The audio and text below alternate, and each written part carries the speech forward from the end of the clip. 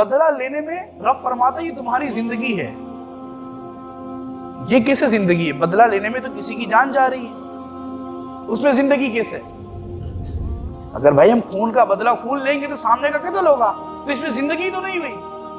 بات ظاہر اعتبار تو یہی بنتا ہے، لیکن حقیقتاً یہ قرآن نے جو کہا بالکل درست کہا، بالکل درست جملہ کہا. اس وجہ سے کہ جب مجرموں کو سزا ملنا شروع ہو جائے تو جرم خود بخود کم ہو جاتا ہے. جب مجرموں کو سزا ملنا شروع ہو جائے تو جرم خود بخود کم ہو جاتا ہے. اسی وجہ سے دیگر ممالک کے اندر جو آج امن کی صورتحال بھی ہے تو ان لوگوں نے اپنے قانون بنائے، اور اپنے قانون بنانے کے بعد انہوں نے کسی کے لیے رعایت نہیں کی.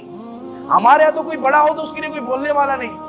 اب مثال آپ سعودیہ چلے جائیں، اگر ٹریفک چالان اگر آپ کا ہوگا تو وہ شیخ کا بھی ہوگا، وہی قانون اس پر بھی لاگو ہوگا، کسی کے لیے قانون الگ نہیں ہے.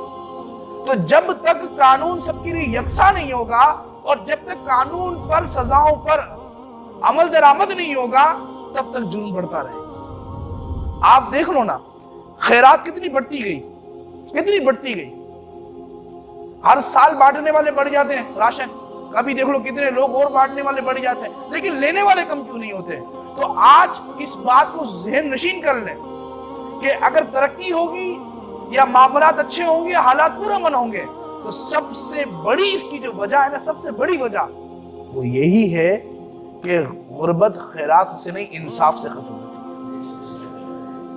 جب امیر المجاہدین سے سوال کیا گیا کہ آپ کہتے ہو کہ اسلامی نظام لے کر آئیں گے، اسلامی نظام میں تو یہ ہوگا کہ لوگوں کے ہاتھ بھی کاٹ دو گے چوری پر، تو پھر کیا ہوگا؟ بولا لوگ تو پھر بغیر ہاتھ والے گھومیں گے، اور لوگوں کو آپ پتھر بھی مار کے سنسار بھی کرو گے زنا والے کو.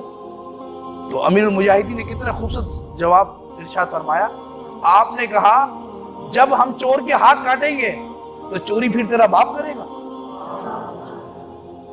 جب ہم چور کے ہاتھ کاٹیں گے تو پھر چوری کون تیرا باپ کرے گا؟ ظاہری بات ہے، جب سزا ملے گی تو اس کے بعد کون چوری کرے گا؟ سزا سب کے سامنے دی جائے تاکہ یہ نشان عبرت بنے، کیونکہ عربی کا مقولہ ہے قصص الاوائلین مواعظ الآخرین. اب قصاص میں قوموں اور لوگوں کی حیات بیان کی گئی. جس قوم میں ظالم کی پردہ پوشی اور حمایت کی جائے وہ تباہ و برباد ہو جاتی ہے، اور جہاں ظالم اور مجرم کو سزا دی جائے وہاں جرائم خود بخود کم ہو جاتے ہیں. ایک محلے سے لے کر عالمی سطح تک مجرموں میں یہی ایک فلسفہ کار فرما ہے. آپ غور کریں تو معلوم ہو جائے گا جن ممالک میں جرائم پر سزائیں نافذ ہے وہاں پر جرائم کی تعداد کم ہے، اور جہاں نافذ نہیں ہے وہاں پر جرائم کی تعداد زیادہ ہے. اللہ تعالی ہمارے بھی ملک پاکستان میں نظام مصطفیٰ کا نفاذ فرمائے، اور یہاں بھی ظالم کو ظلم کی سزا ملے اور مظلوم کو اللہ تعالیٰ اس کا حق عطا فرمائے.